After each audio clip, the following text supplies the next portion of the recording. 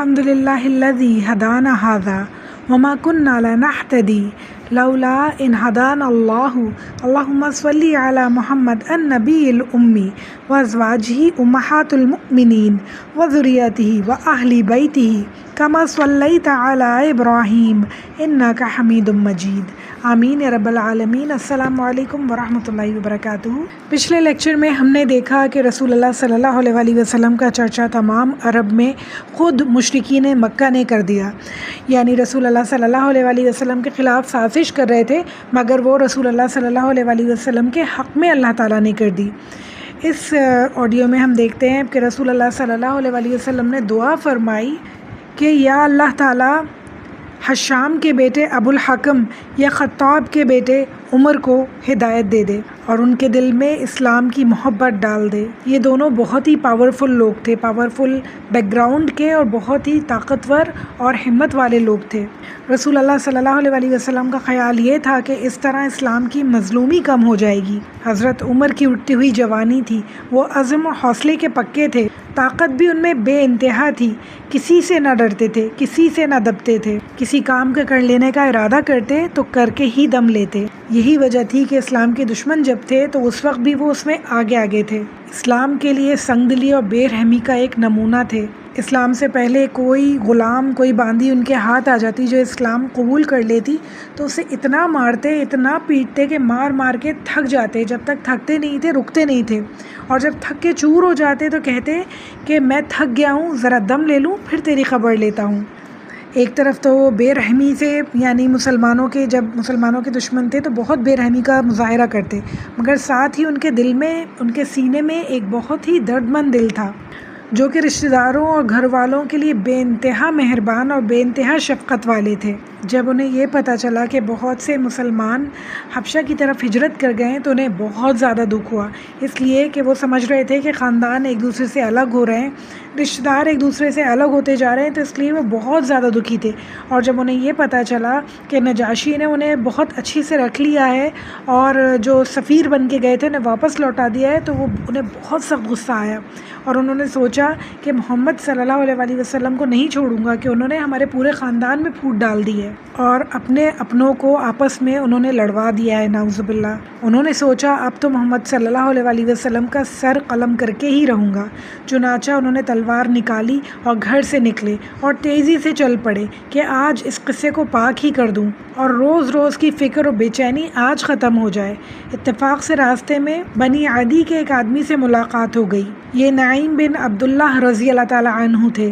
पहले ही इस्लाम ला चुके थे लेकिन किसी को ख़बर ना थी। वो जुल्म और सितर मंज़र अपनी आँखों से देख रहे थे, इसलिए अभी तक उन्होंने किसी को नहीं बताया था कि मैं इस्लाम ले आया हूँ। उन्होंने जब देखा कि उमर रज़ी अल्लाह ताला अन्हु बहुत ही जोश से कमर पे तलवार लटकाए हुए बहुत ही परेशान और बहुत ही तेज़ तेज़ चल रहे हैं, तो उन्होंने परेशान होकर उनसे पूछा, ख़त्ताब के बेटे किधर जा रहे हो? उन्होंने जवाब दिया, उसी इंसान के पास जा रहा हूँ जो देवताओं की तौहीन करता है और उसने सारा इंतज़ाम दरहम बरहम करके रख दिया है। नाइम रज़ी अल्लाह ताला अन्हु जानते थे कि हज़रत उमर का गुस्सा कितना ज़्यादा तेज़ है। उन्होंने सोचा कहीं सचमुच में आप सल्लल्लाहु अलैहि वसल्लम की जान को कोई ख़तरा ना हो जाए, तो उन्होंने फ़ौरन से उनका रुख बदलने के लिए सोचा और फ़ौरन से एक तदबीर उनके जहन में आई और वो बोले, उमर तुम किस धोखे में हो?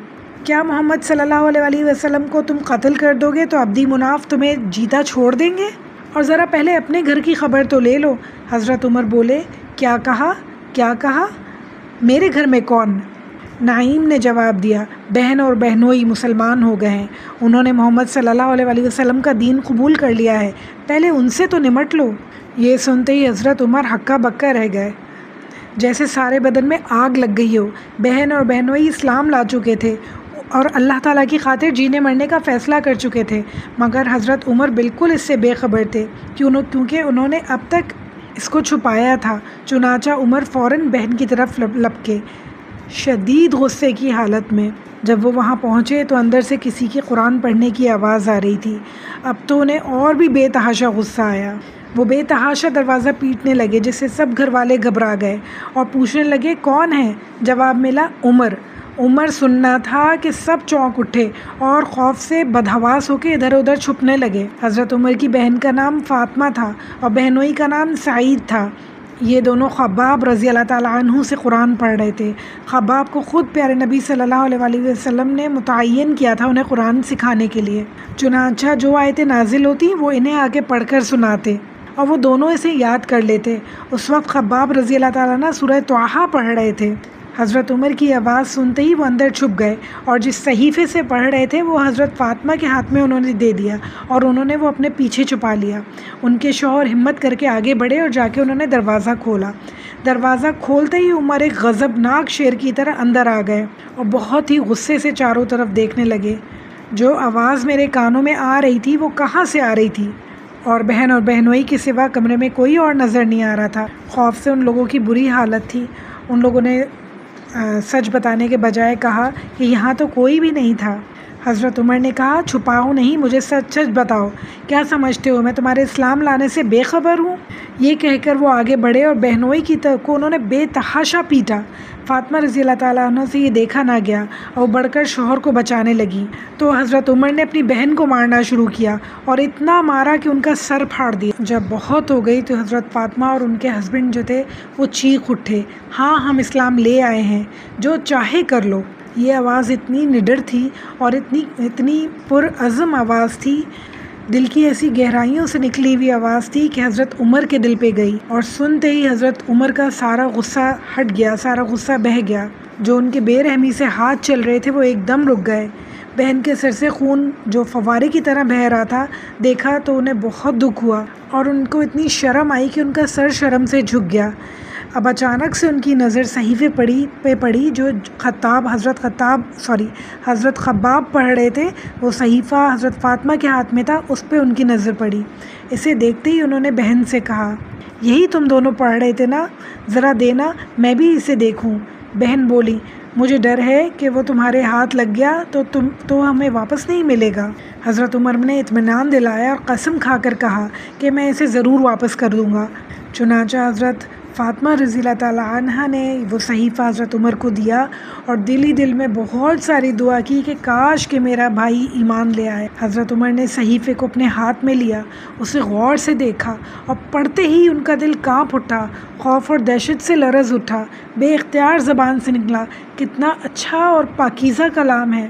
خباب قریب میں ہی چھپے ہوئے تھے، وہ سارا ماجرا دیکھ رہے تھے۔ فوراً باہر نکلے اور بولے، عمر، رسول خدا صلی اللہ علیہ وآلہ وسلم نے آپ کے لیے دعا فرمائی تھی کہ خدایا حشام کے بیٹے ابو الحکم یا خباب کے بیٹے عمر سے اسلام کو مدد فرما۔ عمر رضی اللہ تعالیٰ عنہ، خدا کی قسم میں سمجھتا ہوں کہ اللہ نے تمہارے لیے یہ دعا سن لی ہے۔ عمر، اب اللہ سے جڑ جاؤ، اب اس کے در کو کبھی نہ چھوڑنا۔ عمر رضی اللہ تعالیٰ عنہ بولے، اچھا خباب، مجھے بتاؤ رسول اللہ صلی اللہ علیہ وآلہ وسلم کہاں ہیں؟ جاتا ہوں اور مسلمان ہو جاؤں گا۔ یہ سننا تھا کہ خباب کا دل خوشی سے کھل اٹھا اور وہ بولے، آپ صلی اللہ علیہ وآلہ وسلم کوہ صفا کے پاس ارقم کے گھر میں ہیں۔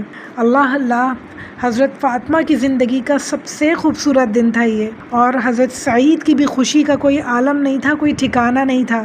آج فاطمہ رضی اللہ تعالیٰ عنہ کا بھائی اور سعید کا سالہ اسلام لانے کو تھا۔ الحمدللہ۔ حضرت عمر ان کے گھر میں آئے تو مشرک تھے اور رسول اللہ صلی اللہ علیہ وآلہ وسلم کی جان لینے پہ تلے ہوئے تھے، شدید دشمن تھے، اور جب واپس گئے تو دل میں اسلام کی جو چراغ تھا وہ جل چکا تھا اور محمد صلی اللہ علیہ وآلہ وسلم کے سچے جانثار بن چکے تھے۔ حضرت عمر ارقم کے گھر پہنچے تو دروازہ بند تھا۔ دروازہ کھٹکھٹایا تو اندر سے حضرت بلال کی آواز آئی، کون ہے؟ جواب ملا، خطاب کا بیٹا۔ اس وقت رسول اللہ صلی اللہ علیہ وآلہ وسلم اپنے چند ساتھیوں کے ساتھ وہاں موجود تھے، جن میں حضرت حمزہ، حضرت ابوبکر، حضرت بلال اور حضرت علی شامل تھے۔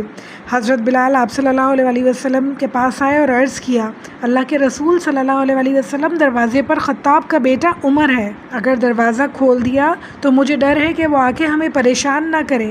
آپ صلی اللہ علیہ وآلہ وسلم نے فرمایا، آنے دو، اگر نیت ٹھیک ہے تو کیا کہنا؟ حضرت حمزہ نے فرمایا، اگر نیت بری ہوئی تو اسے مارنا میرے بائیں ہاتھ کا کھیل ہے۔ حضرت بلال دروازہ کھولنے کے لیے گئے اور حضرت حمزہ بھی ان کے ساتھ ہو لیے کہ اگر اللہ نہ کرے حضرت عمر نے حملہ کیا تو حضرت بلال کی مدد کریں گے۔ دروازہ کھلا تو حضرت عمر اندر آئے اور آتے ہی حضرت حمزہ اور حضرت بلال کو اپنے گلے لگا لیا۔ سبحان اللہ سبحان اللہ۔ رسول اللہ صلی اللہ علیہ وسلم نے جب یہ منظر دیکھا تو دعا کی، خدایا عمر کے دل میں جو کھوٹ ہو اسے دور کر دے اور اس کا سینہ نور ایمان سے چمکا دے۔ سبحان اللہ۔ حضرت عمر پھر آگے بڑھے اور رسول اللہ صلی اللہ علیہ وسلم کے سامنے کھڑے ہو گئے۔ رسول اللہ صلی اللہ علیہ وسلم نے فرمایا، عمر کیا جب تک کوئی دردناک عذاب نہ آ جائے اپنی روش چھوڑو گے نہیں؟ کہو کیا ارادہ ہے؟ عرض کیا، ایمان لانے آیا ہوں۔ ان کا یہ کہنا تھا، ان مسلمانوں کا یہ سننا تھا کہ ایک زوردار نعرہ لگایا کہ گھر کی دیواریں ہل گئیں اور مکہ کی پہاڑیاں گونج اٹھیں، اللہ اکبر اللہ اکبر اللہ اکبر۔ یہ ایک فقرہ تھا، یہ ایک جملہ تھا جو سب کی زبانوں سے بے اختیار نکلا، جو بتا رہا تھا کہ سب کو کتنی زیادہ دل کی گہرائیوں سے خوشی تھی حضرت عمر کے ایمان لانے کی۔ آج سے حضرت عمر ان لوگوں کے ساتھ تھے، مسلمان ہو چکے تھے۔ جب حضرت عمر رضی اللہ تعالیٰ عنہ مسلمان ہوئے تو صلی اللہ علیہ وسلم نے اللہ کا بہت زیادہ شکر کیا، پھر انہیں اپنے سینے سے لگایا اور ان کے لیے بہت ساری دعا کی کہ اللہ تعالیٰ عمر رضی اللہ تعالیٰ عنہ کو ہدایت دے، اللہ تعالیٰ عمر رضی اللہ تعالیٰ عنہ کو ثابت قدم رکھنا۔ اب حضرت عمر رضی اللہ تعالیٰ عنہ مسلمانوں کے ساتھ بیٹھ گئے اور باتیں کرنے لگے۔ عرض کیا، اللہ کے رسول صلی اللہ علیہ وسلم کیا ہم حق پر نہیں ہیں؟ چاہے مریں چاہے جئیں؟ آپ صلی اللہ علیہ وسلم نے فرمایا، کیوں نہیں عمر، قسم ہے اس ذات کی جس کے ہاتھ میں میری جان ہے، تم حق پر ہو، مرنے اور جینے سے کیا ہوتا ہے؟ پھر چھپنا کیسا ہے اللہ کے رسول؟ آپ صلی اللہ علیہ وسلم نے فرمایا، ہم تھوڑے ہیں اور دشمن بہت زیادہ ہیں۔ حضرت عمر نے فرمایا، اپنے خدا کی عبادت چھپ کے کی جائے، باخدا یہ مجھ سے نہ ہوگا۔ باخدا اس ذات کی قسم جس نے آپ کو حق کے ساتھ بھیجا ہے، جن مجلسوں میں اب تک میں نے کفر کے گن گائے، اب اسلام کے نعرے لگاؤں گا۔ سبحان اللہ سبحان اللہ۔ اتنی زیادہ طاقت ملی اسلام کو، مسلمانوں کو حضرت عمر کے اسلام لانے پہ، جس کی کوئی مثال نہیں ہے۔ رسول اللہ صلی اللہ علیہ وسلم نے مسلمانوں کی دو صفیں بنائیں، اس کے بعد ایک کے امیر حضرت عمر کو بنایا اور دوسرے کے حضرت حمزہ کو بنایا۔ پھر یہ دونوں صفیں جوانوں کی جو تھیں یہ خانہ کعبہ کی طرف بڑھیں اور وہاں پہنچ کر انہوں نے نماز ادا کی، پھر نعرہ لگایا اور ایسا نعرہ لگایا، لا الہ الا اللہ محمد رسول اللہ۔ اتنا خوبصورت نعرہ جس سے مکہ کی پہاڑیاں ہلنے لگیں۔ آج اسلام کی اشاعت کا، اعلانیہ اشاعت کا پہلا دن تھا۔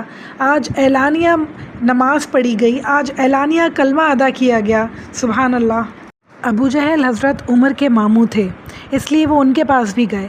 گھر کی کنڈی کھٹکھٹائی تو ابو جہل باہر آیا۔ وہ بہت پیار سے بولا، خوش آمدید بھانجے، کہو کیسے آئے؟ حضرت عمر رضی اللہ تعالیٰ عنہ نے جواب دیا، بس میں یہ بتانے آیا ہوں کہ اللہ تعالیٰ پر ایمان لے آیا ہوں، محمد صلی اللہ علیہ وسلم کو نبی مان لیا ہے اور ان کی ساری باتیں تسلیم کر لی ہیں۔ یہ کہنا تھا کہ ابو جہل کے تو دل و دماغ پر جیسے بجلی گر گئی ہو۔ اس نے زور سے دروازہ بند کیا اور کڑک کر بولا اور حضرت عمر کو بہت ساری بددعائیں دیں۔ اب کیا تھا، حضرت عمر پہ قریش تل پڑے اور انہیں ستانے لگے اور تنگ کرنے لگے، مگر حضرت عمر رضی اللہ تعالیٰ عنہ بھی تلوار سے ان کا مقابلہ فرماتے، پوری بار بار گرجتے اور بار بار پوری اپنی طاقت سے کہتے، میں گواہی دیتا ہوں کہ اللہ کے سوا کوئی معبود نہیں اور محمد صلی اللہ علیہ وسلم اللہ کے سچے رسول ہیں۔ اسی وقت ہمارے پیارے نبی صلی اللہ علیہ وسلم نے انہیں فاروق کا لقب دیا کہ اللہ تعالیٰ نے ان کے ذریعے حق اور باطل میں فرق کیا ہے۔ سبحان اللہ۔ یہ نبوت کا 6واں سال تھا اور ذی الحجہ کا مہینہ تھا۔ حضرت حمزہ رضی اللہ تعالیٰ عنہ کو مسلمان ہوئے ہوئے صرف 3 ہی سال گزرے تھے۔ حضرت حمزہ کو ایمان لائے ہوئے مسلمان ہوئے ہوئے صرف 3 ہی دن گزرے تھے کہ حضرت عمر بھی اسلام لے آئے۔ سبحان اللہ۔ اب قریش کو پتہ چل گیا کہ مسلمانوں کا زور بڑھتا جا رہا ہے، ان کی طاقت اور ان کی تعداد بڑھتی جا رہی ہے۔ ان سب نے مل کر فیصلہ کیا کہ اب مسلمانوں کا بائیکاٹ کیا جائے، یعنی مکمل بائیکاٹ کیا جائے۔ آپ سے اور آپ کے ساتھیوں سے کسی قسم کا کوئی تعلق نہ رکھا جائے، نہ ان سے کوئی شادی بیاہ کرے، نہ کوئی خرید و فروخت کرے، نہ انہیں کھانے پینے کا کوئی سامان دے اور نہ کسی طرح کی ان سے کوئی لین دین کرے۔ سب نے یہ معاہدہ پکا کیا اور پھر ایک تحریری معاہدہ بھی تیار کیا گیا جسے لکھ کر کعبہ میں لٹکا دیا گیا تاکہ ہر ایک اس کا احترام کرے اور کوئی اس کی خلاف ورزی نہ کرے اور اسے کوئی ہاتھ لگانے کی جرت نہ کرے۔ پھر قریش کے کچھ سردار آل مطلب کے پاس گئے اور بولے اب بس 2 ہی شکلیں باقی ہیں، یا تو محمد صلی اللہ علیہ وسلم کو ہمارے حوالے کر دیا جائے تاکہ ہم انہیں قتل کر دیں، یا اس طرح تمہیں بھی سکون مل جائے گا اور ہمیں بھی چین آ جائے گا، ہم تمہیں اس کے بدلے بہت سا خون بہا دے دیں گے، اگر اس پر تم راضی ہو جاؤ تو کہو، ورنہ ہم تمہارا بائیکاٹ کر دیں گے، پھر نہ تم سے کوئی خرید و فروخت کرے گا اور نہ کوئی لین دین، اور اس کا نتیجہ کیا ہوگا؟ تم تڑپ تڑپ کے مر جاؤ گے۔ اب کہو کیا خیال ہے، کیا کہتے ہو؟ آل مطلب نے تو کبھی یہ سوچا ہی نہیں تھا کہ رسول اللہ صلی اللہ علیہ وسلم کو اپنے آپ سے الگ کر کے ان بے رحم لوگوں کو دے دیا جائے کہ وہ ان کے ساتھ کچھ بھی سلوک کریں، تو انہوں نے کہا کہ تمہاری دھمکیوں سے ہمیں کوئی فرق نہیں پڑتا، کچھ بھی کر لو مگر محمد صلی اللہ علیہ وسلم کا ساتھ ہم نہیں چھوڑیں گے۔ اس کے جواب میں مشرکوں نے کہا تب ٹھیک ہے، آج سے ہم تمہارے دشمن ہیں اور ہم تمہارے سب ساتھیوں کے بھی دشمن ہیں، اب ہم تمہارا محاصرہ کریں گے۔ اس کے بعد قریش نے ان کا محاصرہ شروع کر دیا، اور بنی ہاشم چونکہ آل مطلب کے رشتہ دار تھے اس لیے وہ بھی ان کے ساتھ رہے، سوائے ابو لہب کے، اس نے بس اپنے خاندان والوں کی مخالفت کی اور قریش کی فرمانبرداری کی۔ یہ مہینہ محرم کا تھا اور نبوت کا 10واں سال تھا۔ ابو طالب پورے خاندان کے ساتھ درے میں بند ہو گئے۔ یہ وہی درہ ہے جو بعد میں شیب ابو طالب کے نام سے مشہور ہوا۔ یہ لوگ رات دن وہیں رہتے، نہ کسی سے تعلق، نہ لین دین، نہ شادی بیاہ، گویا کہ ایک جیل خانہ تھا ان کے لیے، اور ہمیشہ اس میں محصور رہتے۔ صرف محترم مہینوں میں یہ لوگ باہر آ سکتے تھے، جب جنگیں بند تھیں، لڑائی بند ہوتی تھی اور لوگ ایک دوسرے سے بے خوف و خطرہ ہوتے تھے۔ انہی مہینوں میں رسول اللہ صلی اللہ علیہ وسلم بھی باہر آتے اور پھر دین کی دعوت دیتے اور دین کا کام کرتے۔ حاجی انہی دنوں مکہ میں آتے جاتے، تاجر مکہ کے قریب ہی بازار لگاتے اور تجارت کا سامان لگاتے۔ آپ صلی اللہ علیہ وسلم ان سب کے پاس جاتے، ان کو اسلام کی دعوت دیتے اور بہت ہی درد مند اور محبت سے پکارتے، اللہ کا دین قبول کر لو، وہ تم سے بہت خوش ہوگا، تم پر بہت مہربان ہوگا، تمہیں بہت اچھا بدلہ دے گا، اور اگر کفر و شرک سے چمٹے رہو گے تو اور اسلام کو ٹھکرا دو گے تو وہ ناراض ہوگا، بہت سخت سزا دے گا۔ شعیب ابی طالب میں رسول اللہ صلی اللہ علیہ وسلم اپنے ساتھیوں کے ساتھ پورے 3 سال محصور رہے۔ رسول اللہ صلی اللہ علیہ وسلم نے ان دنوں اپنے بہت سارے ساتھیوں کو ہجرت کا مشورہ دیا اور وہ لوگ بھی ہجرت کر کے حبشہ چلے گئے، وہاں جا کے انہوں نے اطمینان کا سانس لیا۔ اب مکہ میں چند ہی گنے چنے مسلمان رہ گئے تھے، اور جو مسلمان وہاں موجود تھے ان پر دشمنوں کا سخت پیرا تھا، ایک ایک لمحہ ان کے لیے عذاب تھا، بھاری تھا، بھوک اور فاقے کی سختیاں تھیں، مگر آپ صلی اللہ علیہ وسلم کا ساتھ چھوڑنے کے لیے کوئی تیار نہ تھا۔ آپ صلی اللہ علیہ وسلم کے چچا حضرت ابو طالب کی شفقت اور محبت بھی دیکھنے کے قابل تھی، وہ کبھی آپ صلی اللہ علیہ وسلم کو پیچھے چھوڑ کر نہیں ہٹے، کبھی ان کا ساتھ نہ چھوڑا، وہ ایک لمحے کو آپ سے غافل نہ ہوتے تھے۔ اتنا زیادہ مشکل کٹھن مرحلہ تھا کہ ہر انسان آپ صلی اللہ علیہ وسلم کا اور آپ کے ساتھیوں کا دشمن ہوا ہوا تھا۔ آپ لوگوں کے پاس کھانے کے لیے کچھ نہیں تھا، کسی سے میل جھول نہیں تھا، اور 3 سال گزر گئے اس پورے کٹھن وقت میں، اور پھر اس کے بعد اللہ تعالیٰ کی مدد آئی اور کچھ دلوں کو اللہ تعالیٰ نے آپ لوگوں کے لیے نرم فرما دیا۔ کچھ لوگوں کو مسلمانوں پر ترس آنے لگا اور پھر وہ چھپ چھپ کر ان کے پاس آتے، انہیں کھانے پینے کا سامان دے کر جاتے۔ ان لوگوں میں حزام کے بیٹے حکیم تھے، خدیجہ رضی اللہ تعالیٰ عنہا ان کی پھوپھی تھیں، یہ لوگ اپنی پھوپھی کو روٹی سالن دے جاتے، حضرت خدیجہ رضی اللہ تعالیٰ عنہا خود کھاتی اور اوروں کو بھی کھلاتی۔ اسی طرح حضرت عمر کے بیٹے حشام بھی ان مسلمانوں کے بہت ہمدرد تھے، وہ اونٹوں پر بہت سا کھانا اور کپڑا لاد کر لاتے، رات کے وقت اپنے اونٹوں کو گھاٹی کے باہر ہی بٹھا دیتے اور سارا سامان اندر پہنچا دیتے۔ حشام برابر ایسا ہی کرتے رہے، یہاں تک کہ کچھ دنوں میں قریش کو پتہ چل گیا اور وہ انہیں بھی ستانے لگے۔ پھر حشام نے ایک اور بہت عقل مندی کا کام کیا کہ وہ زبیر کے پاس گئے جو عبد المطلب کے نواسے تھے، اور جا کے پھر انہوں نے کہا زبیر تم خوب عیش کرو، عمدہ عمدہ کھانے کھاؤ، اچھے اچھے کپڑے پہنو، اور تمہارے ماموں اس طرح رسوائی اور بے کسی کے ساتھ پوری زندگی گزاریں، کیا تمہیں یہ گوارا ہے؟ خدا کی قسم اگر یہ لوگ ابو الحکم یعنی ابو جہل کے ماموں ہوتے اور تم اس سے ایسا کرنے کو کہتے تو وہ ہرگز تیار نہ ہوتا۔ زبیر بولا میں تنہ تنہا کر بھی کیا سکتا ہوں، خدا کی قسم اگر کوئی اور میرا ساتھ دینے کو تیار ہوتا تو میں اس معاہدے کو توڑ ڈالتا۔ حشام نے کہا اگر کوئی اور مل جائے تو؟ زبیر بولا وہ کون؟ حشام نے کہا میں۔ زبیر نے کہا اچھا کوئی اور آدمی بھی تلاش کرو، کوئی مل جائے تو اور بھی اچھا ہوگا۔ چنانچہ یہ دونوں نوجوان معاہدہ توڑنے کے لیے کمر بستہ ہو گئے۔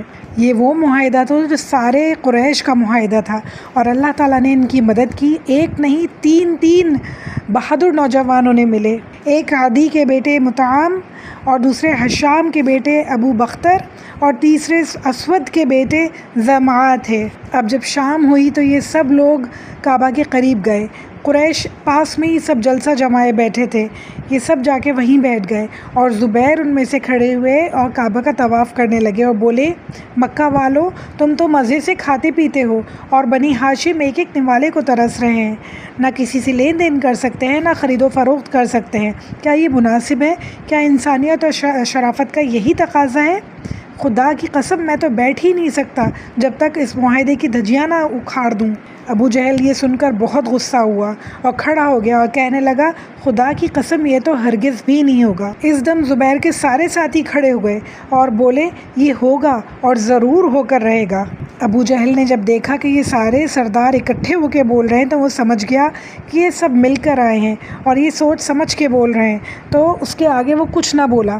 پھر مطعم عہد نامہ پھاڑنے کے لیے آگے بڑھے تو دیکھا کہ پہلے ہی اس عہد نامے کو پوری کو دیمک چاٹ چکی ہے، اور پورے عہد نامے میں صرف ایک ہی فقرہ باقی تھا، بسمکا اللہم، اے اللہ تیرے نام سے شروع۔ عہد نامہ ختم ہو گیا۔ پیارے نبی صلی اللہ علیہ وآلہ وسلم ان کے سارے پیارے ساتھی درے سے باہر آ گئے اور پوری سرگرمیوں سے پھر دعوت اسلام تبلیغ شروع کر دی۔ الحمدللہ شیب ابی طالب کا محاصرہ ختم ہوا اور رسول اللہ صلی اللہ علیہ وآلہ وسلم ساتھی ان کے باہر آ گئے، مگر رسول اللہ صلی اللہ علیہ وآلہ وسلم کے لیے اب اور بھی سخت آزمائشیں سامنے کھڑی تھیں۔ کچھ ہی دن گزرے تھے کہ ابو طالب بیمار ہو گئے۔ ان کی حالت بہت زیادہ نازک تھی، یہاں تک کہ قریش کو ان کی موت کا اندیشہ ہونے لگا۔